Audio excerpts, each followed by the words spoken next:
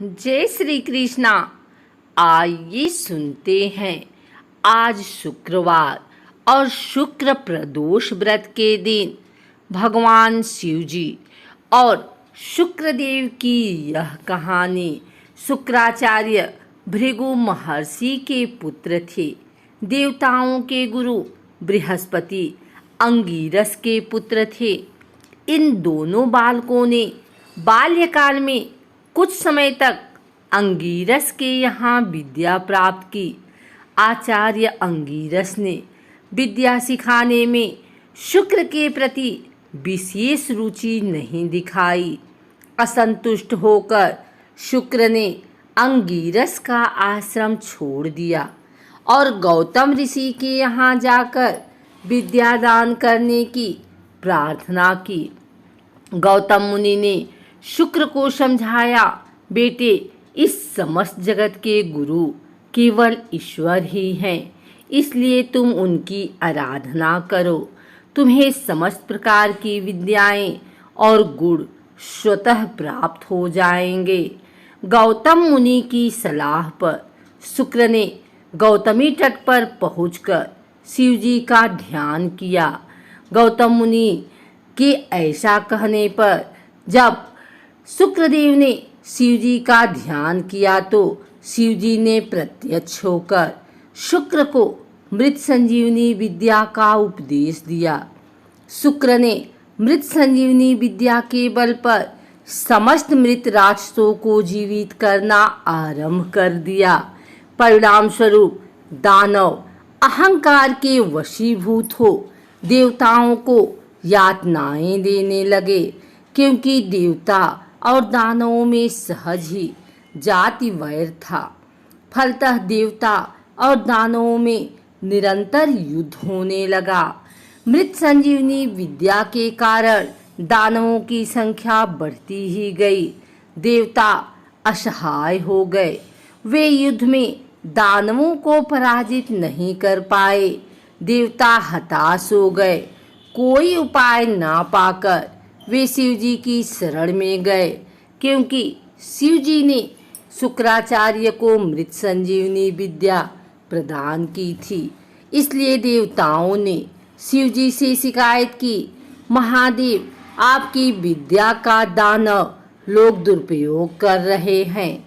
आप तो समदर्शी हैं। शुक्राचार्य संजीवनी विद्या से मृत दानवों को जिलाकर हम पर भड़का रहे हैं। यही हालत रही तो हम कहीं के नहीं रह जाएंगे। कृपया आप हमारा उद्धार कीजिए।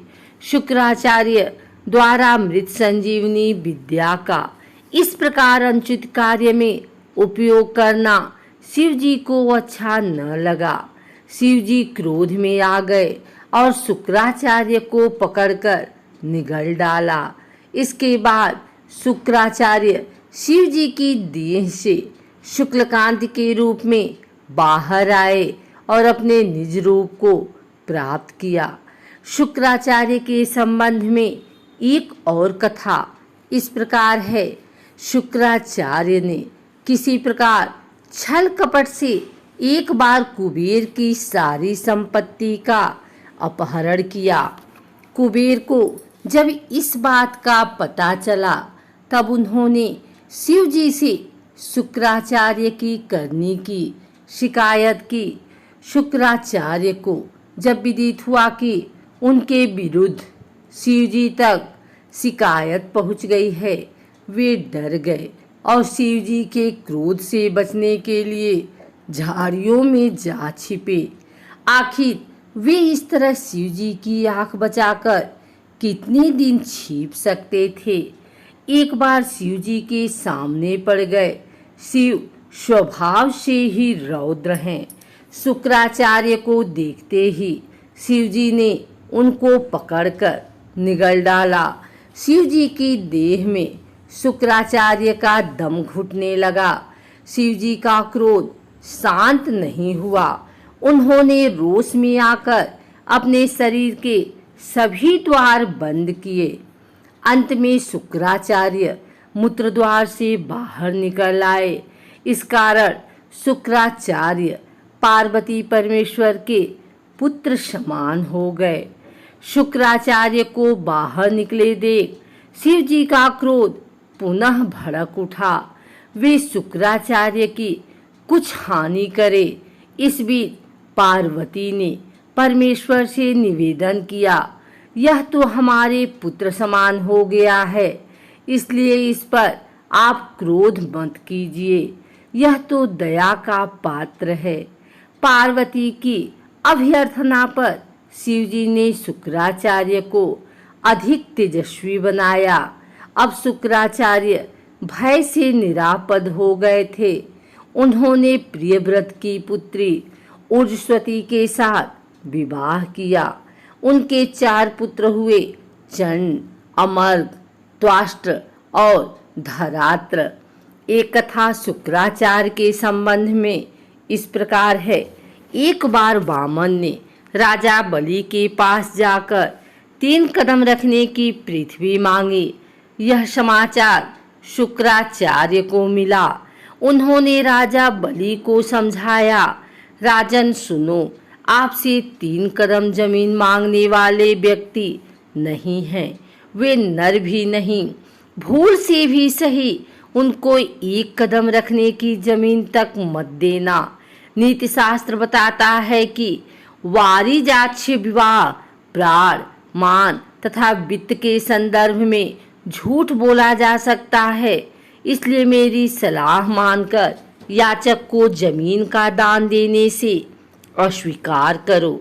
शुक्राचार्य ने राजा बलि को इस तरह अनेक प्रकार से समझाया, परंतु राजा बलि अपने वचन के पक्के थे, साथ ही ज्ञानी थे, इसलिए उन्होंने दृढ़ स्वर में उत्तर दिया, यदि याचक नर न होकर नारायण ही हो तो और अधिक उत्तम। यदि उनके हाथों में मेरा कुछ अहित भी होता है तो वह मेरा भाग्य ही माना जाएगा। इसलिए ऐसे शुभ अवसर से मैं वंचित होना नहीं चाहता। मैं अपने वचन का पालन हर हालत में करना चाहूँगा।